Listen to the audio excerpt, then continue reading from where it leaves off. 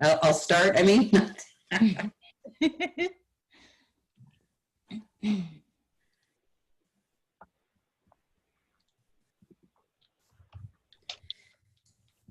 Okay, I think I'll start now. Hello, everyone. My name is Wendy Craig, and I'm the Scientific Director of PrebNet. And on behalf of our team, I'd like to welcome everybody to the webinar today, which I'm really super excited about, and I think you're really going to enjoy. Before we start, I want to take a moment and remind you that wherever you're located, to please join us in acknowledging and thanking the generations of Indigenous peoples who have cared for the land and in celebrating the continued strength and spirit of Indigenous peoples. I personally sit on the unceded territory of the Haudenosaunee and the Anishinaabe, and I am grateful every day for the ability to use this land and do activities on the beautiful lands that are here. Today we're bringing the webinar from our community of practice to address teen and dating violence that's funded by the Public Health Agency of Canada. We're very pleased to partner with the Students Commission of Canada and their team for this webinar entitled Tips and Strategies for Youth to Thrive in Remote and Online Programming. Before I introduce the fabulous speakers, I want to go through a few things about the format for our webinar today. So first of all, we posted a link to today's webinar slides in the chat box. The webinar will run for about 75 minutes, and we'd like this webinar to be as interactive as possible. So the team is really eager and happy to have questions as they go along, and so please post your questions in the chat box and they will answer them as we go along. Don't be shy, ask the questions. At the end, we plan to also have more time to answer any questions that you might have that are remaining. As we do in all of our seminars, at the end of the chat box, you'll see a link to an evaluation. Our evaluations are central to the work that we do, and we really value your responses. They help us guide our planning in the future. Your feedback's anonymous, and I promise you, takes only 2 minutes. Once you've completed the evaluation form, you'll be directed to a website where you'll be prompted to enter your full name and address, and you'll then be sent an online certificate of an attendance. And to be really clear, your participation in the evaluation is completely separated from receiving that certificate. There's no linking of those responses. Just want to let you know that today's webinar is being recorded, and so after the webinar, we will send out a link to everyone that's registered, and they can share that meeting or listen to it again if they weren't able to capture all of the great ideas. So the webinar video will be posted with closed captioning as best as it does it in this format. So enough of the organizational chat. Let's get to the real meat and the presentation. So I want to just take a moment and introduce the wonderful speakers that we have today. So Krista Romalotti has been working with children and youth for over 15 years, designing, implementing, and supervising programs in various capacities with very diverse types of populations. She spent the last 6 years supporting youth leadership and youth engagement in Canada through organizational and personal mentorship, research and evaluation, and systems change projects like the Student Commission Collective Impact Toronto Youth. Kadeen Headley is a certified child and youth care practitioner who has experience working with children, youth, and adults in community, residential, and healthcare settings. These opportunities have provided her with teachings and personal experience that contribute significantly to her relational practice, along with strong foundations in meaningful youth engagement. And Katie Voss is a network facilitator for the Students Commission of Canada. They officially joined the team in 2020. However, they were first introduced to the Student Commissions of Canada in 2013 at the Top Left Conference.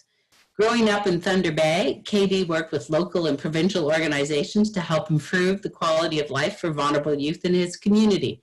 They have always strived to ensure policy and decision makers properly engage with young demographics of their communities and that they have a vital role in decisions that affect them.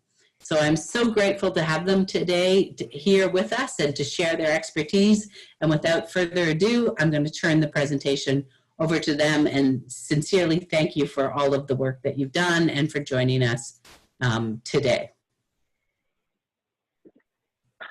Thank you so much, Wendy. So hello, everyone. My name is Katie. Like Wendy mentioned, I work with the Students' Commission of Canada, and I'm so excited to start off our presentation today for the tips and strategies for youth to thrive in remote and online programming. So I'm just going to start off with a quick land acknowledgement. And I understand that we are various places and locations throughout Canada, so we're going to do a virtual land acknowledgement that addresses Canada as a whole, but please feel free to add any land acknowledgements that you feel are necessary to add in the chat as well. So I'd like to begin today by acknowledging the Indigenous people of the lands that we are on today. While we meet today on a virtual platform, I'd like to take a moment to acknowledge the importance of the land and the home which we call Canada. We do this to reaffirm our commitment and responsibility in improving relations between nations, to improving our own understanding of local Indigenous people and their culture. From coast to coast to coast, we like to acknowledge the ancestral and unceded territory of all Inuit, Métis, and First Nations people who call this nation home.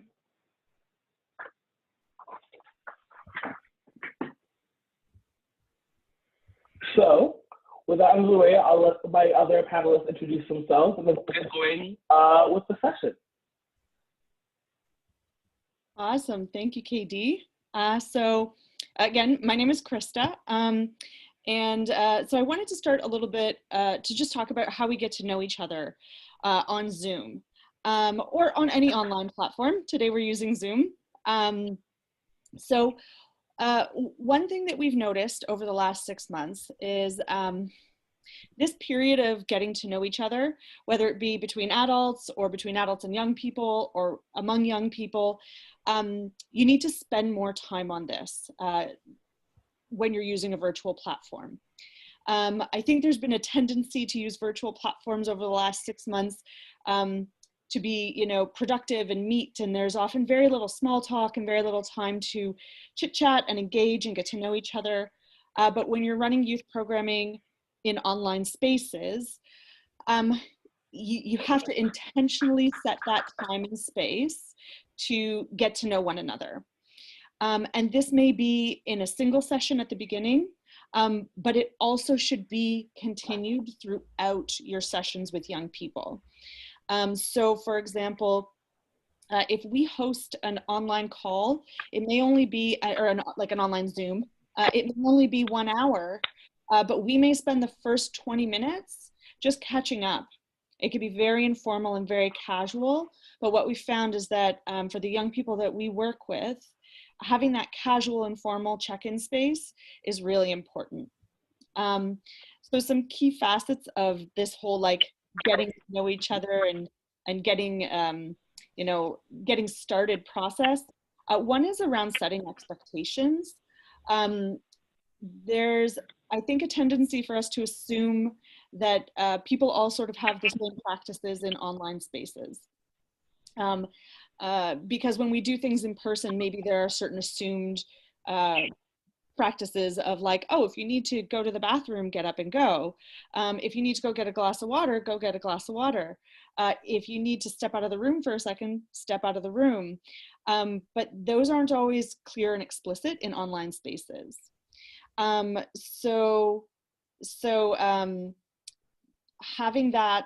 Having those explicit talks about either, depending on the kind of group you're leading, either what you sort of expect from the group or what the group expects of each other. So for example, a lot of the time we'll tell our youth in an online session, feel free to turn your camera off if you need to. This is a space where you can keep your camera off if that's what's best for you. This is a space where you can get up and go to the bathroom without asking, just, maybe mute and click off your camera if you need to. This is a space where you can eat in the meeting. Even as a staff team at the Students' Commission, eating on Zoom meetings is very welcome. And I know that that's really important for me because if I'm on back-to-back Zoom calls, I need those snacks or I get very grumpy. So taking the time to actually set clear expectations that may have been assumed by any one of the people on the call, making those explicit. Also explaining the platform you're using. I think we sometimes make assumptions that young people are savvy on, because they're digitally savvy, that they're savvy on all these platforms. I think increasingly they're growing savvy because of school, etc. But a lot of them don't normally use Zoom or don't normally use Google Hangouts or what's the Microsoft, the Outlook one, Meet or something. Teams. Teams, thank you. Microsoft Teams. Microsoft Teams, those are not places that they usually spend time. So letting them know, just the same way I should let you know that there's a chat function, and how Wendy let you know, there's ask your questions in the chat. Here's how you mute. Here's how you share reactions. Here's how you raise your hand, right? So depending on the platform you're using, walking through that with your participants and not assuming that they know how to use it because they're digitally savvy. They may be able to teach you how to use TikTok and Instagram, and you may be able to teach them how to use Zoom better. So like, it can be a give and take. The other thing that we do is we always start with check-ins. And usually in those check-ins, we tell people to share, or ask people to share their names, their pronouns, if they're comfortable, how they're feeling. Sometimes, other questions. So for example, I put a check-in in the slide about, the basics, names, pronouns, how you're feeling. And then I added where you're located and your favorite pizza toppings. Now, normally I would probably ask people to do this either like orally, or we'd break out into small groups and you could have small group discussions and then we'd come back. But because this is such a large group, I will put it out there and say, if you do want to check in with those questions, please feel free to, check in the chat. It's not required, but it's an invitation. And these are the kinds of things that we feel like people should spend a lot of time on, especially when doing virtual work. The other thing is community builders, icebreakers, the types of games and activities that can get people to help people get to know each other a little bit better, but also give those opportunities for laughter and silliness. Again, a lot of these online platforms have become very focused on like all work and no play, and that's not really an ideal way to keep young people involved. So thinking about ways to have community builders online. We've played Simon, Simone, Someone Says. We've played a game we call Step Into the Circle, but changed it to like, give the thumbs up as your reaction on Zoom. So you might, you provide prompts. Give us a thumbs up if you had to do a virtual class today, right? And the kids who had to do a virtual class can give either a real thumbs up or a reaction thumbs up. You can be silly, I always go back to pizza. Give us a thumbs up if you're a pineapple on pizza kind of person, which is a very controversial topic and usually starts a lot of conversation, so you can see who likes pineapple, who doesn't. And once you've created a sense of safety in your group, you can also use this activity to, ask more in-depth questions, maybe, give us a thumbs up if, maybe you've been feeling a little bit more anxious than normal because of what's happening in the world, right? And you see, oh, there's actually quite a few people feeling anxious, and that can be the impetus for a discussion. Again, a question like that you may want to work to where you've developed a sense of safety with your youth. But you can also do things like show and tell. I found that works really well. Hey, everybody, bring something that you really want to share from your childhood. And I brought my really creepy clown doll who, when you turn his nose, he makes music.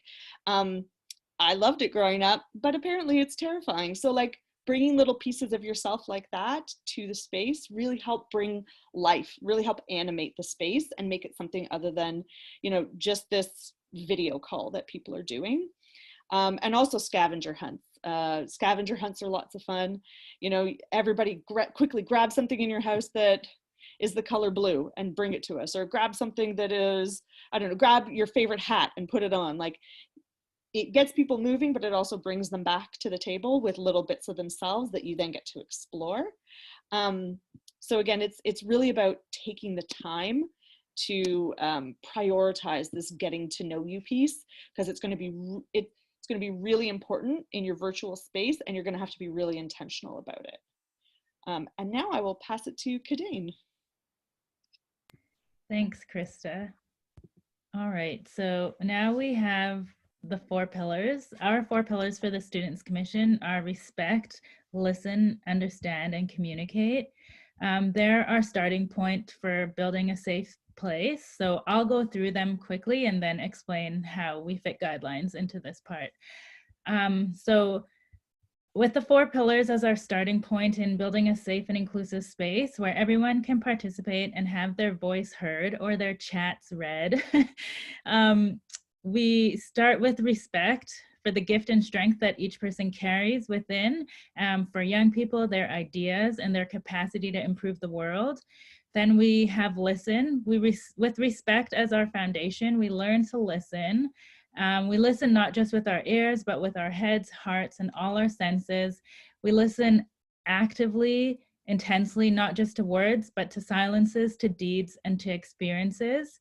Then to understand is to go beyond listening, to process what we've heard from others, to reflect upon the new knowledge and the gifts given to us. And the beginning of action is communication. This is when the obstacles fall away and we create plans with others and implement them to make a positive difference in our world. So we use the 4 pillars as our guidelines, our foundation in everything that we do. In using it online, it would be creating shared guidelines that would apply to everyone. So adults, youth, facilitators, the participants. It's a living document, and you could use the chat to start your guidelines. There's other functions as well on Zoom, such as the whiteboard and some of the other platforms that Krista mentioned. Those, some of those same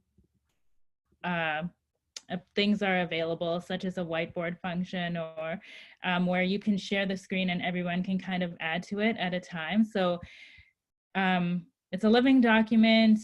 In person, we would maybe have everybody sign their name on it. Online, you can use the chat and refer to it back. If it's a group that meets more than once, you could save them from the chat and then just pop them back in there every time you start, and then review them. If people have things to add to them, it can always be added to and just use as a reference as needed.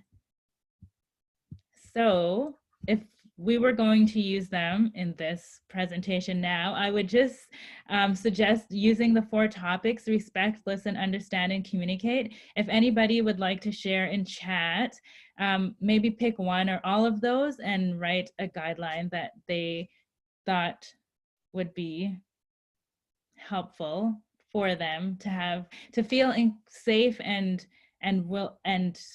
able to participate.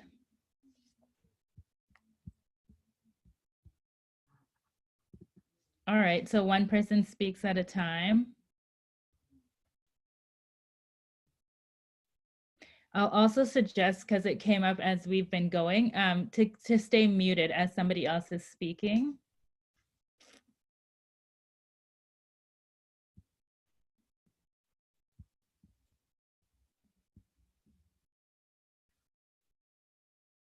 Thanks, Krista. Communicate in a manner that respects others. Receive all questions openly. Respect means not judging others. Everyone has a voice and a right to be heard. Be accepting of others' contributions. Confidentiality, the right to pass. Not everyone wants to share. Yes, I believe that your cameras are all off and muted just automatically as part of the webinar function. I love that you said listen with your heart, very kind and inclusive. Understanding with other points of view, listening to someone's entire opinion story before responding, pause to let others speak. I cannot see, oh, somebody's not able to see the other messages in the chat. Ask questions to deepen understanding, be open to new perspectives, Listen with the intention of understanding what the other person is saying. Give everyone enough time to type answers or to share. Okay, a few people are saying they're not able to, to see the messages. It may be that you're not addressing, there's a little blue dot at the top of the chat. It has to be clicked onto everyone in order for it to show up in the group chat. Otherwise, it'll be a private chat. So it has to address all panelists and attendees in the blue box when you're typing in the chat.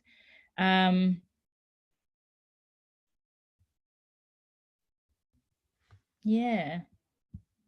Awesome. So that's kind of how that would work. And then if there was more than one facilitator or somebody running it, you could also cut and paste from the chat box and keep those in a document so that they are available. Because if you'll be using the chat for other things as you go through, it's nice to just kind of have them in one place to go back to if people need to reference them. And it looks like people are able to see the chat now. So that's all sorted out too. Awesome. Yes. Any questions about guidelines? Or questions about the getting to know you piece? Mm-hmm.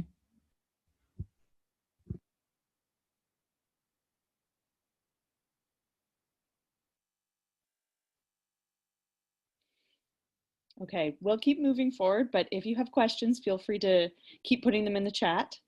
And I think I just want to highlight something that Kadane mentioned in the 4 pillars was the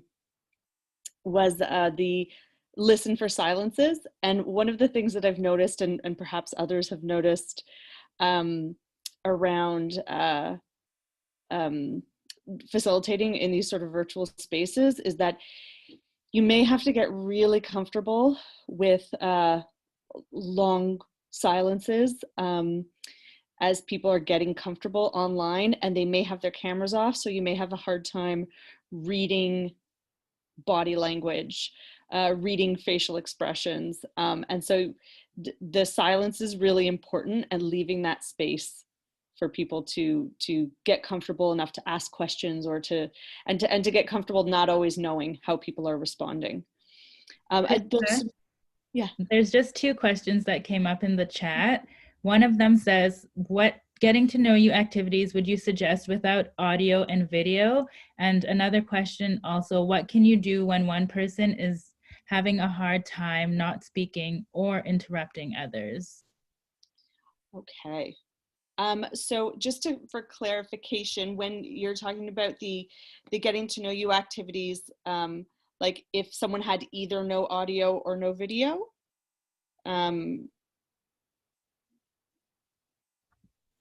or if it was like a mixed group where some people had audio, some people had video. Is there more detail there? Not yet.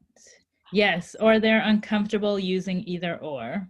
Okay. I mean, one of the things that we rely on pretty heavily is the chat function. And actually, this will come up later in the presentation, but I can bring it up and we can maybe just mention it briefly later on. Is one of the things that we tend to do is we have what we call an inclusion team. And our inclusion team is made up largely of young people with an adult ILI to support them. And one of their main roles is being available and present on online meetings and calls for young people to private chat or private message if they're looking for additional support. So it's not necessarily it doesn't necessarily help with the getting to know you part overall, but what it does is it creates a space where they can have a one-on-one conversation with someone quietly to either share some stuff about themselves or to have a conversation, or even just to share, I'm not comfortable doing this. And that might help us strategize and figure out what they need to be comfortable. Our inclusion team is actually, it started, we have inclusion teams every year at our in-person conference, where their main role is sort of seeking out and supporting the youth who are having a hard time integrating. And what we decided to do was to make that like a year-long role, where in these online spaces, so for example, KD is part of the inclusion team. So KD is someone who at the beginning of a webinar, I might say, if you have any questions, if you're feeling uncomfortable, KD is here from the inclusion team. You can reach out and chat with them privately. If there's anything you're unsure of. So letting youth know the different roles at the beginning, and being able to address that, like let them know that there's someone they can talk to in the space without having to maybe sort of publicly like out themselves as not wanting to share, in either orally or in the chat.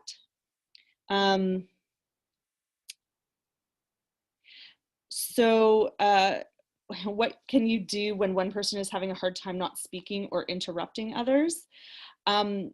Again, this might be a role for an inclusion person. So if you're facilitating and or a co-facilitator, if you're facilitating and you're finding it hard to manage someone who keeps talking, you may want to have someone else privately message them and speak to them. There is also the option of like, which I know some folks do, I don't practice this, which is just generally practicing that everyone stays muted and you have like you use the raise hand function and then people sort of speak in order. So you almost keep like a speakers list. So those are a couple options. Kadane or KD, do you have anything that you want to add?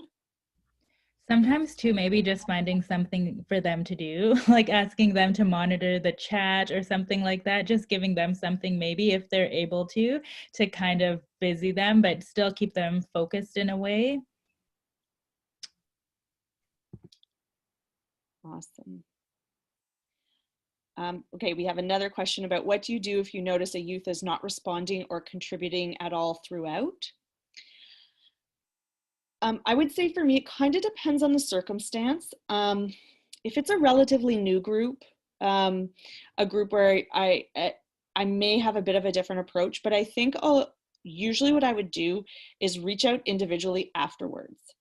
So if it's a young person that I know or have a relationship, have some contact info for, I would reach out one-on-one afterwards and try and get a sense of what it was that was leading them to not participate. Was it the topic, or are they just like, oh, I just don't care about this thing we were talking about? Or is it that there's a lack of discomfort? It's also important to note, and again, this is something that we address a little bit later, but it's important to note that sometimes youth will say have their cameras off or will keep themselves muted or not be very active, partially because they may be in a space where they don't feel comfortable sharing. You may be having a discussion that they wouldn't have, say, in front of their parents or their siblings. And so they don't want to participate because it may in fact be their home space or the space that they are currently in that isn't conducive to them sharing. So learning that kind of thing is really helpful. Also, just it could be too like the environment that they're in. If there is a lot of background noise or disruptions, and then they do want to participate, but they don't have a quiet place to go to, so they can listen and mute themselves and participate that way. But maybe turning on their camera or microphone, there might be a lot of distractions in their environment. So, yeah. And again, potentially like looking to that inclusion team or that person, if you have somebody on the call that can maybe privately message them. I used to run a justice committee, and it was national, so it was always virtual. And there was one young person who just felt very, very anxious, and they would let me know. They would text me and say, I'm on the call, I'm just not going to talk. And I'd say, okay, no problem. If you have a response, text it to me and I'll share it on your behalf. And they were like, sure. So I had to have my phone next to me, but it gave them an alternative to having to step into a conversation where they weren't comfortable. And yet they still shared with me because they would text me and then I'd say it out loud. So they could still sort of participate in the conversation, and they could hear people's responses to their comments. So a lot of it is about having sort of multiple avenues to participate and really trying to have more than one like facilitator or lead on the call. Okay. Someone also had suggested using your raise hand button to identify commonalities, examples, who likes to go bike riding or hiking, or maybe a certain Netflix series. Also, somebody has responded, respect embodied learning, acknowledge diverse lived experiences, and hold space. During taking turns, dialogues with youth, and P.S. I like pineapple on my pizza. That's from Carmi. And then Sharif has added to start off by encourage everyone to speak in the chat first before speaking out loud. Awesome. Just checking, KD, did you have anything you wanted to add in there before we move on?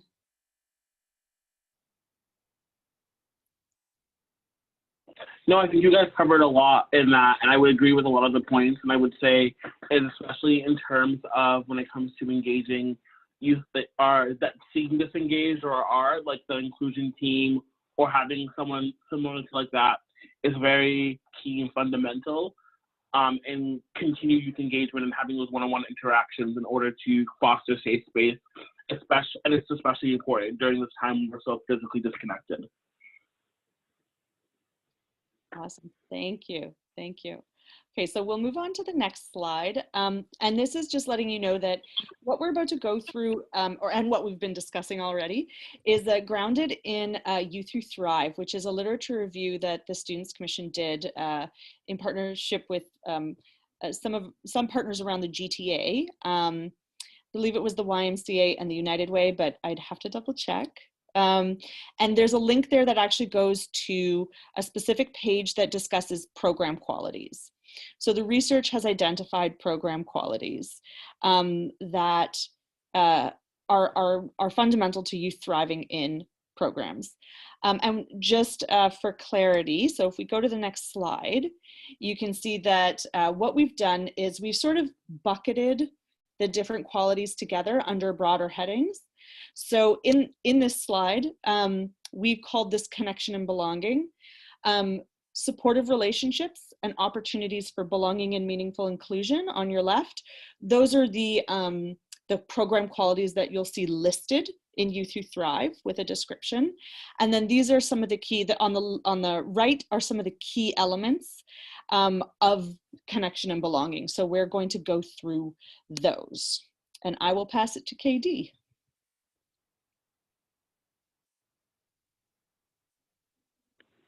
Yeah, so first we're going to talk about accessibility of platforms.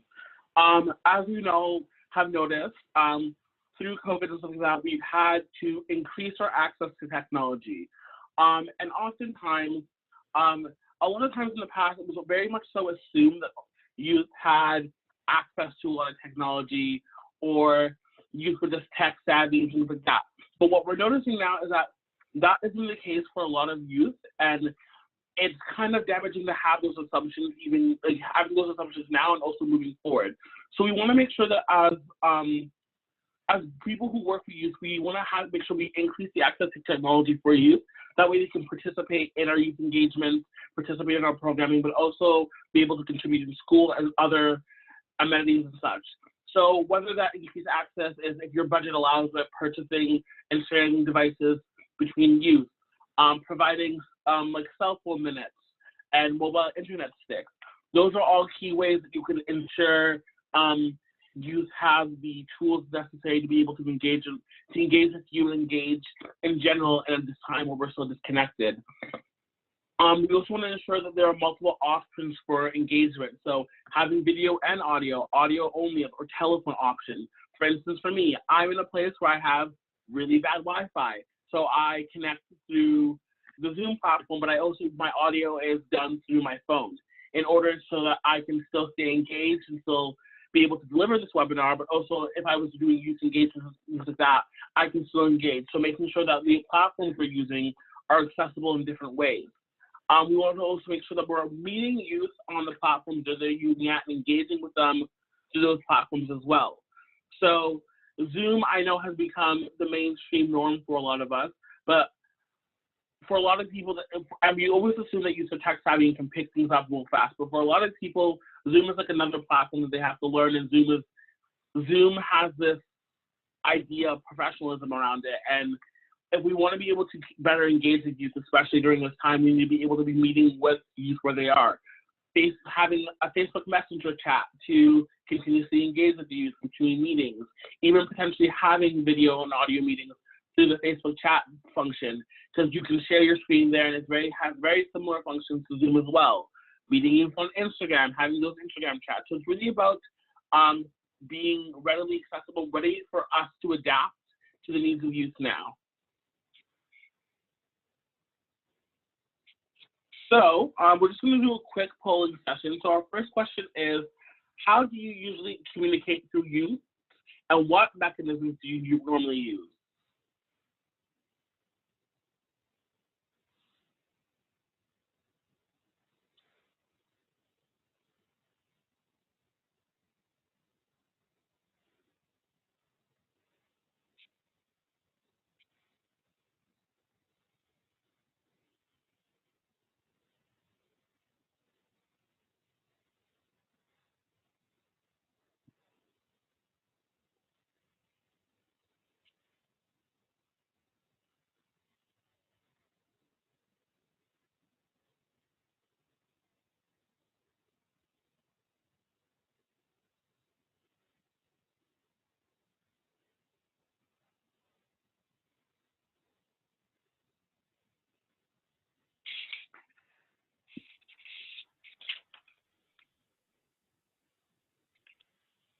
Interesting.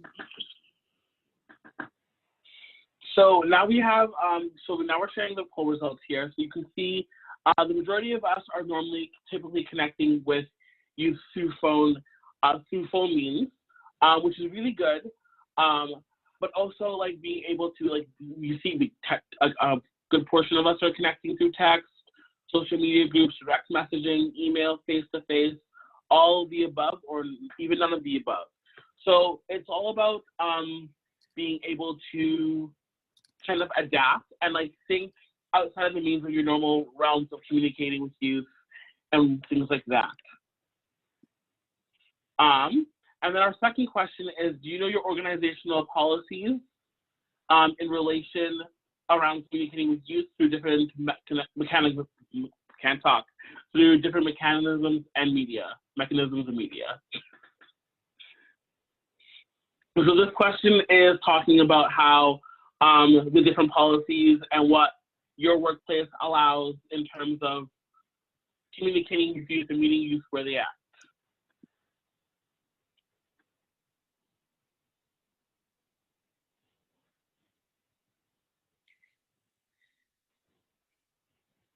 And I'll just mention while people are filling that in, somebody noted that by face-to-face they meant Zoom. So it's also interesting how that meaning of face-to-face connection has started to shift and change, because, you know, I get to see your face, so.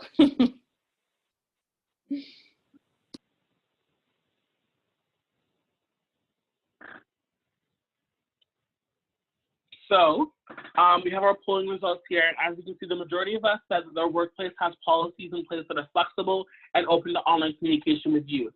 And the reason why we ask this is because knowing what your workplace's policies are in terms of communicating with youth can help allow you to be flexible and meet youth through this different social media outlook, through their various social media platforms, through text, call, phone, whatever you feel comfortable with, and knowing that lets you engage that in a more ethical way.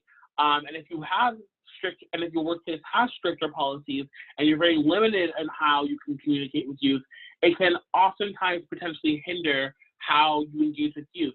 So maybe working with your organization and developing new ways that you can better adapt and engage with youth in that sense.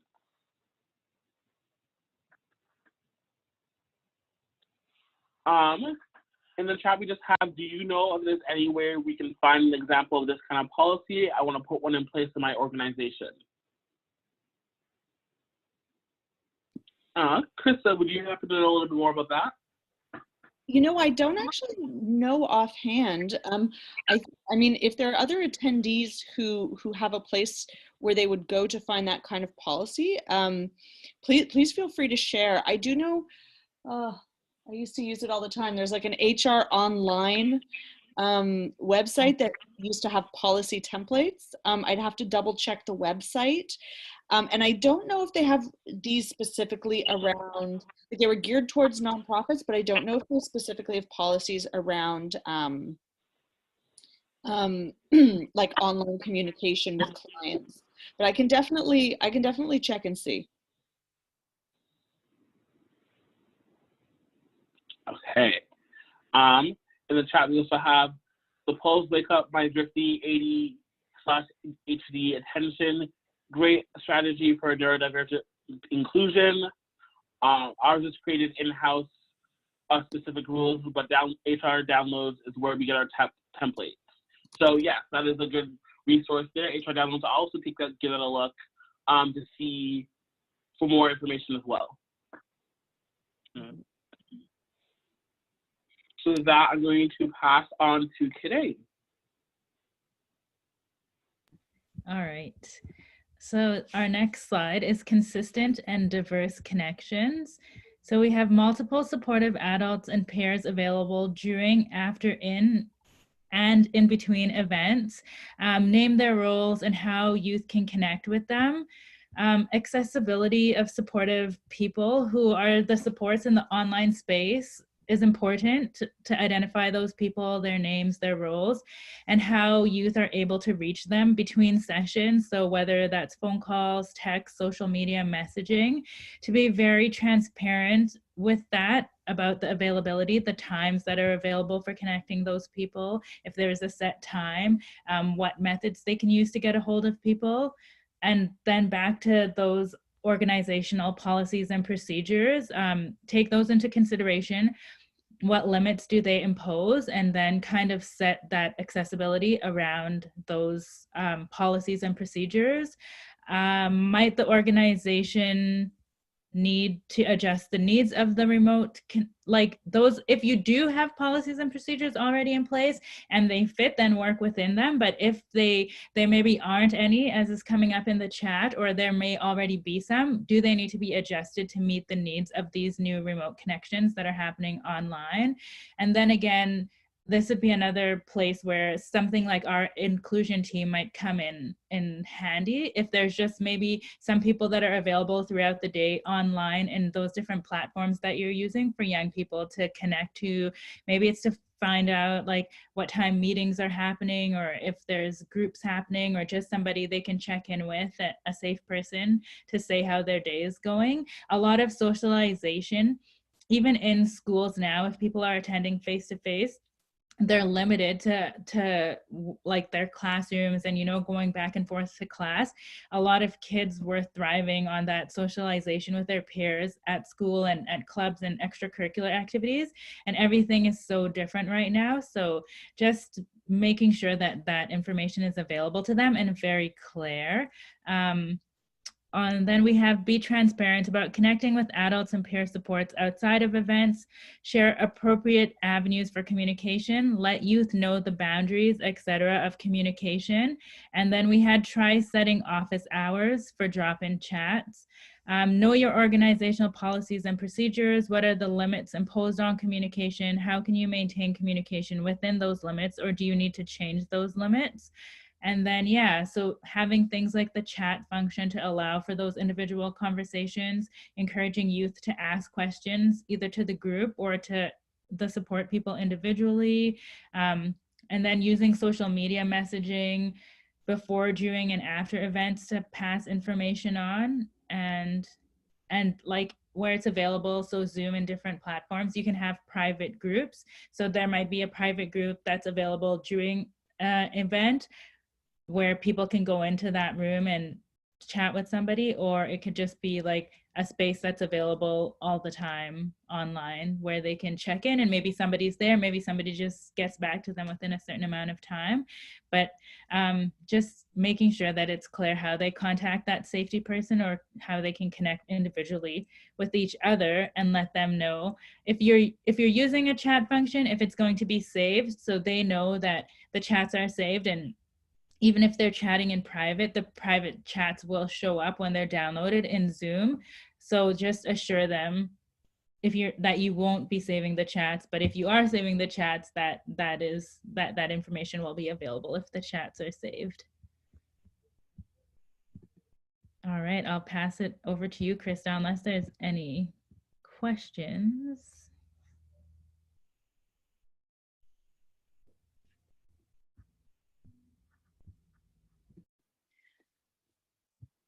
Awesome. Thanks, Kadane. And feel free to keep putting questions in the chat as we go. The questions so far have been great, so thank you.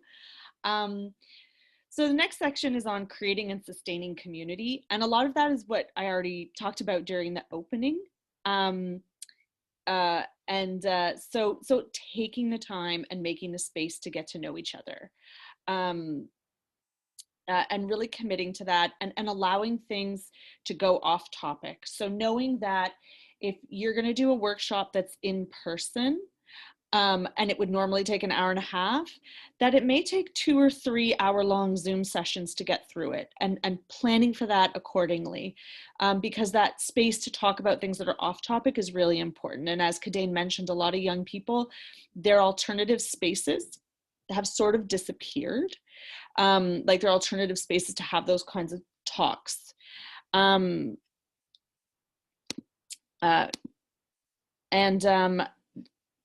There we go. And going again to the next slide in terms of, making it fun, laugh together. There's lots of different websites, et cetera, that provide icebreakers. And of course, in this new world, people are starting to provide resources that are virtual specific. So there is a link here about 10 activities to energize your Zoom meetings. And the other thing about these icebreakers and community builders is they don't just have to happen at the beginning. You can do energizers throughout your call, especially if you find people are fading. And allow for emergence. So that kind of goes back to the idea of give space for people to have conversations about topics that are outside of maybe what the set topic for the day is for the session. And again, especially with what's happening in the world, not just with the pandemic, but also with, the Black Lives Matter movement and what's happening like in the socio-political realm. A lot of kids need to talk about those things and don't have spaces for it. So making those spaces is really important. And doing your best to sort of create community through like in-person, what's the word I'm looking for? Concurrent, that's the word. Concurrent things that are happening in person. So like, if you share, say, like a care kit ahead of time, and that care kit may have like craft activities or information that people need for a session, and things that when you're actually doing the online session, you can say to folks, hey, okay, did everybody receive their sort of kit that we sent in the mail? Let's go through what's in that together.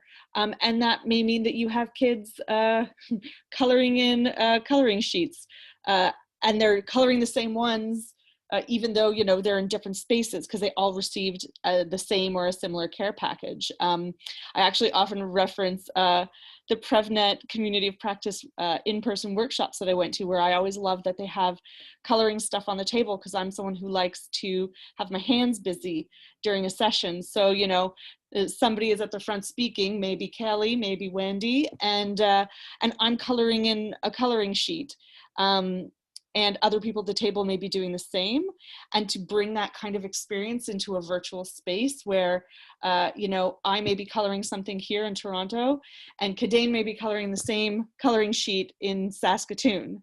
And that it also may be specific to the Students' Commission, right? Maybe we used our own pictures from the conference or something to create coloring sheets, or we sent out beads so people could do beaded bracelets, like little things like that. And the other thing that we've started doing for certain groups is sending out food. So the leader or the facilitator of the group will work with each young person to order something through Skip the Dishes, and then you actually have dinner together virtually.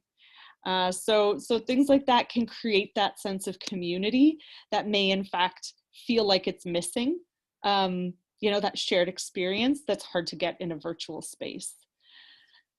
Any questions or comments, or any maybe techniques that you have to create that community that community that you use in your virtual spaces.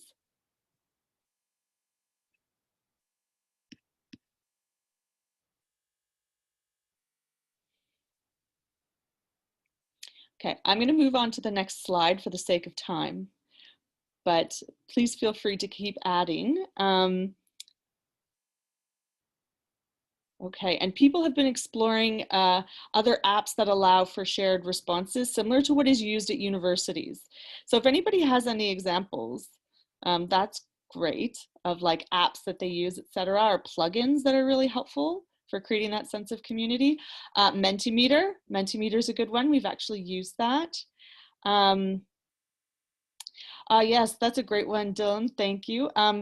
So it says, we occasionally use the grounding technique of what you smell, hear, see, and feel with folks. So that's, and if everyone shares that, you get a sense of where they're at and what they're experiencing. So that's a really a lovely way to share. Yeah, if you can make sure, so at right above where you type in the chat, it says to, and there's the blue button. If you click on that and you move it to all panelists and attendees, then you'll see, then everybody can see your responses, as opposed to just those of us on the panel. And thank you very much for the suggestions. They're great. So next we're moving on to safe and healthy spaces. And so that covers in our program qualities, physical and psychological safety, positive social norms, and appropriate structure. And we're going to talk about the items on the right of your screen. So the first is facilitate at-home connection, and I'm going to pass to Kadain for that. Thanks, Krista. So for this one, finding space, not all youth, like we might touched on some of these a bit earlier, but we'll just talk a little bit more about them. So not all youth will have a space where they can connect online. They may not have access to internet or Wi-Fi, or they may not have a device to do that. Or they might just not have a space where they can connect and be alone. So trying to be familiar with the circumstances for the youth who would be participating, make sure that discussions that are being had with them don't create unsafe spaces for them at home. So that could be because of like cultural or religious reasons, or just different issues that maybe it's something they're addressing and they don't have that support at home. So just to be aware of that, and creating either discussions in a way that it can be had and they can participate without having to name certain things, or if you're able to help facilitate finding spaces where they can go and participate in these things, getting comfortable on the online platform. So like we said earlier, young people use a lot of technology, but they may not be familiar with the platforms that we're using, and vice versa. We may not be as comfortable or familiar with some of the platforms that they use. So taking that time and letting them teach us about the stuff that they're using, and maybe there's ways we can incorporate TikTok into some kind of session, or, you know, taking the time to go through Zoom and sending out information ahead of time of the steps that they need to take to join a call or things like that. So don't take for granted that youth know the platform that we're working with, and to take the time to walk them through the features, and especially the fun ones like the thumbs up and the polls and the whiteboard. And there's a lot of cool things that can be done. Also identifying days and times that work well for participants. So there's new and enhanced responsibilities at home if people are at home more. There's different schedules, and now a lot of young people have moved to online learning, and all of those things can impact their availability. So still trying to find times that are compromise like where they're at and what they need, and it's still good for them and for us. So we have to, yeah, just be aware of that and work within their schedules as well. I'll just check the chat. All right, any questions or comments about that one? There's a few more.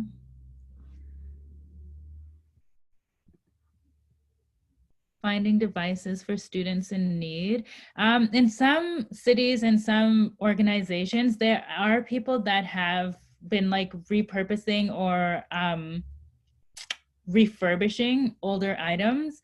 In Saskatoon, like there's SaskTel, our network provider for phone and internet. They have a program where people can donate to and people can get in touch with them. Like, and some of the school boards have devices that like they lend out, but it's just on a as needed basis. But then it just depends, right?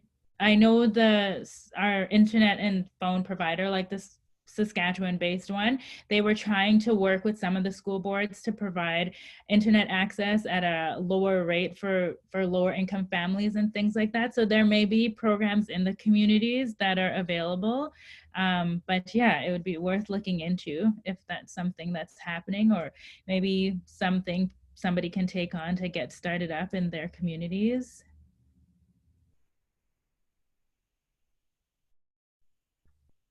And then there's a message here. It said, in order to meet youth where they're at in terms of need, most have a hard time sleeping and are up at night. We ran the Sleep Well session at 10:45 p.m. to midnight, where we talked about sleep hygiene, provided a self-guided reflection, and played anime, which worked for youth schedules and falling asleep successfully.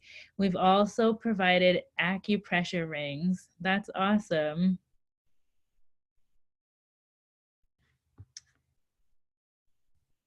And then there's a link there. Awesome. Thank you. That's a great idea. And yeah, it really means sometimes flipping your normal working hours to kind of meet them where they're at and help be as accessible as we can. I will pass it on to Katie if there's nothing else for that one. Yeah. So feel free again to continue and sharing your ideas or asking questions in the chat throughout the session. So we're going to talk a little bit now about guidelines and expectations. So we always want to start by co-creating guidelines once you start getting past the getting to know you phase. And return to them early and often, and you can continuously build on them as needed. So at the Students Commission, we like to build our guidelines based off the 4 pillars: respect, listen, understand, and communicate. These are the things that ground all of our work and everything we do. However, this can be adapted, and you can use your own organizational values, expectations, and standards to help create guidelines. But the key importance here is co-creating them together, because that way you feel involved in the process and you feel like it's not a set of rules that you're giving them necessarily, but like it is a set of guidelines that everyone has to contribute to and everyone has to respect. And then in terms of expectations, so giving clear and concise expectations right off the bat. For instance, with visuals, like we mentioned before, some people may not be able to have their camera on for various reasons. So rather than probing and needing to ask why, always set off with the expectation that you may like to have the cameras on, but you can feel free to turn their cameras on and off as they choose, as well as their audio, depending on that. That allows them to create comfortability and know that they feel safe, and they know that that's not necessarily needed to have that camera on. As well as when there are points and activities and points during sessions where youth may need to be more active listeners or maybe need to be more in tune to what's going on, just stating that just before that happens. That way it's clear that, okay, in this section, like, we need to be really clear and we need to be able to communicate clearly. In general, talking about group expectations and how you behave really helps to foster that sense of community and kind of helps to continue to build that sense of connection while you're here. And also encouraging your participants to take breaks when they need to. If they have been engaging on camera and stuff like that, and tell them they can turn the camera off forever, go to the bathroom, get a drink, stand up and stretch. All those things that you would do in person as well and allow, let them know that that's okay to do as well on a virtual platform, that they can step away. They don't have to, even with their camera, you can turn their camera off and they can step away from the computer for a bit, making sure that they're doing that self-care and taking care of themselves as well. So are there any questions in terms of guidelines and expectations or even practices that you've been using in your own organization that you want to share.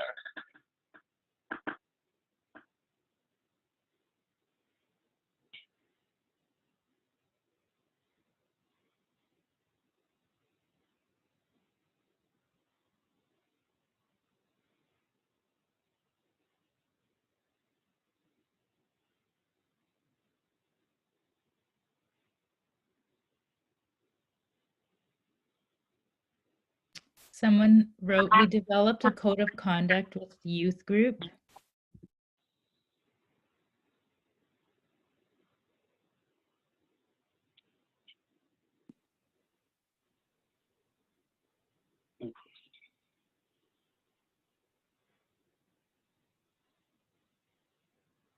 Yeah, develop, like co-developing is always, you know, you get way more buy-in when you develop it together.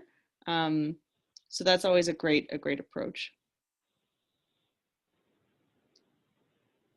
I guess I'll keep moving on to the next slide, but for sure keep sharing questions and suggestions in the chat. And again, much of this is stuff we've already sort of touched upon, so I'm going to move quickly. But if you have questions or comments, feel free to share in the chat. So creating routine and protocol help to reinforce safety. And that routine and protocol doesn't necessarily have to be rigid or feel institutional. It may simply be the things that we talked about at the beginning. Create your own sort of ceremony, your own sort of ways of opening and closing spaces. You know, it could be always, at the Students Commission, we always have a check-in. We have a check-in when we do our all staff meetings and there's 26 of us on a call. I have a check-in when I meet with my placement students and there's 4 of us on a call. So it's something that we apply all the time. But you can also create any kind of ceremony that you want and the youth can create it. It can be something that's co-created or something that is developed by the young people themselves. And you know, you can do the same with having a checkout, having a closing, having a scheduled break in the middle of your call all the time. Things like that create a routine that allow young people know what's coming. They know what to expect. And so there's a sense of safety in that, but it can also be things that encourage safety through like the reinforcing of community, the reinforcing of the pillars or your guidelines, your code of conduct, whatever it is that you use to guide the space. So you can use it in various ways.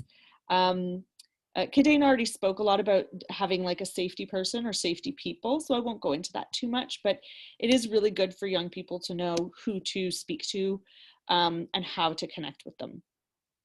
And if there are limitations to that connection, you know.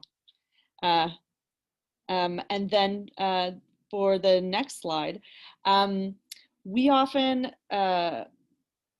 like creating spaces. So we like creating spaces for feedback and sharing, and oftentimes we do that. The Students Commission has something called Sharing the Stories, which is a program evaluation and research platform. So we may use that platform to collect data from young people that is, you know, feedback. But we also sometimes provide anonymous options for sharing and feedback. And the reason why we mention this specifically is because when you're doing something virtually, it can be really difficult to create those spaces of anonymity because, you know, my name's on here. If I put something in the chat, people know who it came from. And we have one of our staff members actually started using Google Forms to and embedding it into the workshops to talk about, to get immediate feedback about a space or about their experiences in a space. And then what would happen is one person, that facilitator or that lead, would know who said what, but they can share it back to the group anonymously, either by, you know, looking at themes or by sharing things back in the chat, and people don't know who said what. So thinking about how do we create those spaces, if we're looking for feedback, we're looking to figure out how to create spaces for youth to share and maybe be really vulnerable.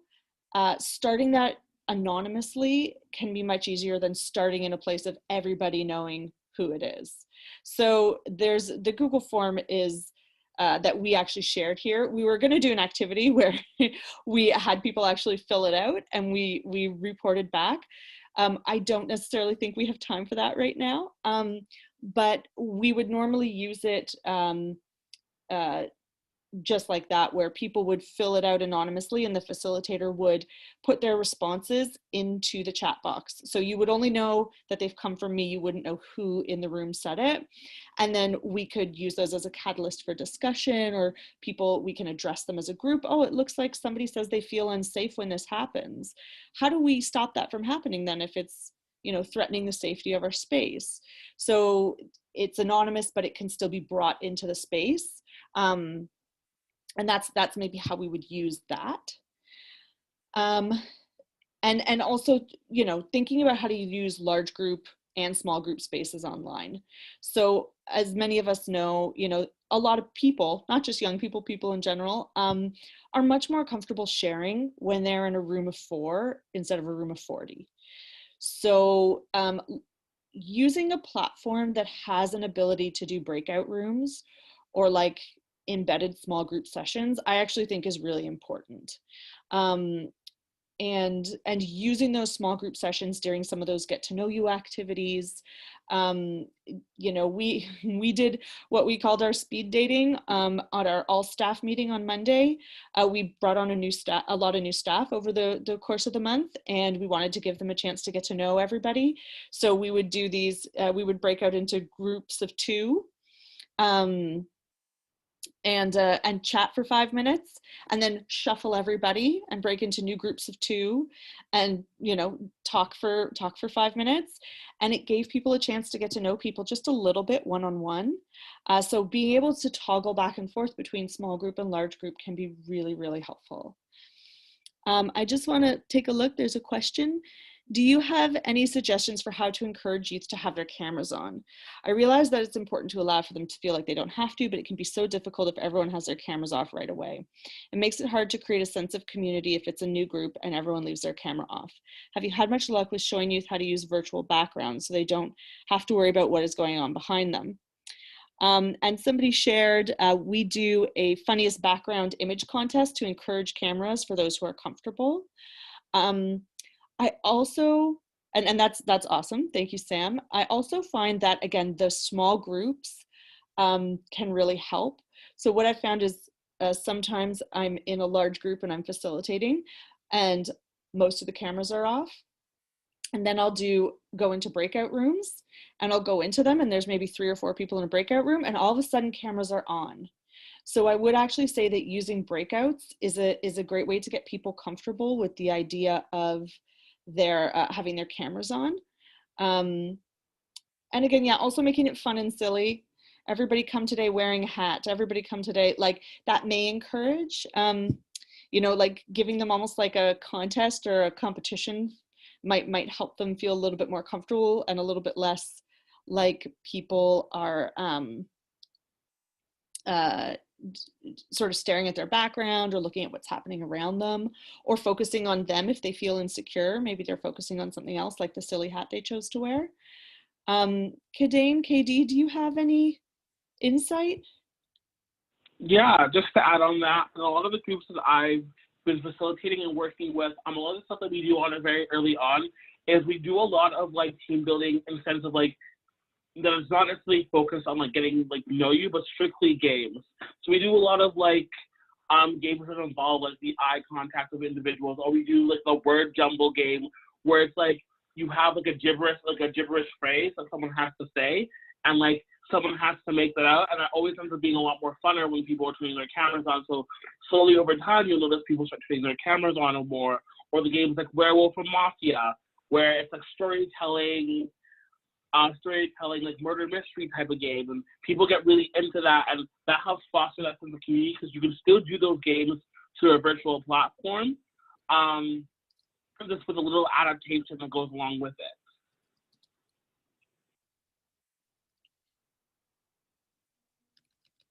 Thank you, KD. And I was about to answer something in chat, but I'll say it out loud. How does Google Forms differ from Zoom polls? So I think for me, the main thing is that the polls are like, they're limited options. the Google Forms allows you to do like open-ended questions. So, you know, once we did an activity in our youth group of what about the space makes you feel safe? And what about the space makes you feel unsafe? And we had them answer those questions. And in order to do that, you need to have something that allows for open-ended questions. So we use Google Forms. And we also have a question around what types of groups do we run, what populations?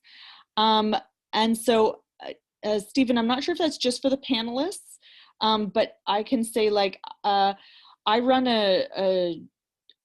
some virtual groups with partners across the country actually, but those aren't as frequent. Those are more like shorter term or one-time engagements. And then with the Students Commission, I run a youth group every Thursday. That was initially in person and is now virtual, based out of Toronto, youth probably 15 to about 22 years old, from all over the city of Toronto. So very, very diverse in a lot of different ways. And that's who I work with. Kadane or KD, do you want to add to that?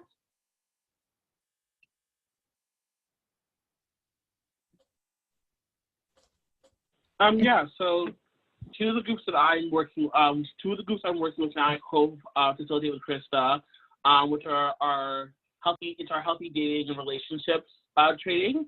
So we have a group that meets every Friday, and every other Friday, every other Tuesday. So that and one is with Experiences Canada, and the other one is with our local influencer team. So that's with youth from across the country who have been engaged with us through various projects and programs throughout the year. And then I also as well co-facilitate with another one of our staff members, a national committee on the environment. So that's a new thing that we are starting at the Students Commission to help promote youth voice in terms to environmental issues.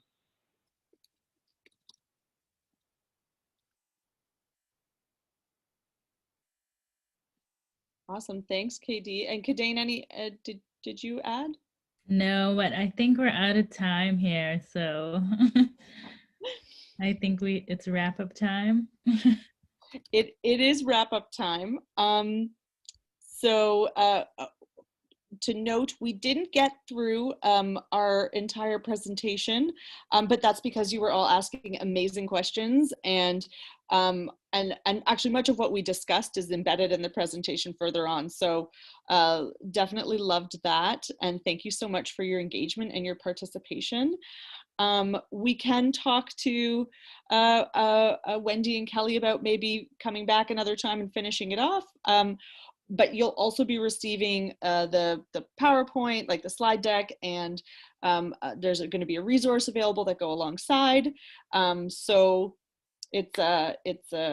we'll see what works best. I just want to say a huge thank you. When you get that much engagement and that much excitement about it, it means that the quality of information that you're providing and the need for that information is extraordinarily high. And you were wonderful examples of how to engage with your audience and interact, even though we are now in our new virtual environment. So I just want to say a huge thank you for sharing your wisdom and your experience and doing it so well and role modeling for the rest of us about how to do it. So lots of information. We will be sharing the slides. We will be sharing the presentation. And a big thank you to the three of you. And I also just want to remind you, please fill in the evaluation. Stacy's put it in the chat box, and that will take less than 2 minutes, and be sure to get your certificate. So thank you all to the audience for participating and asking such wonderful questions and engaging. And thank you to the speakers for sharing their expertise. So have a great day and stay safe and healthy, everyone. Thanks again for joining us today.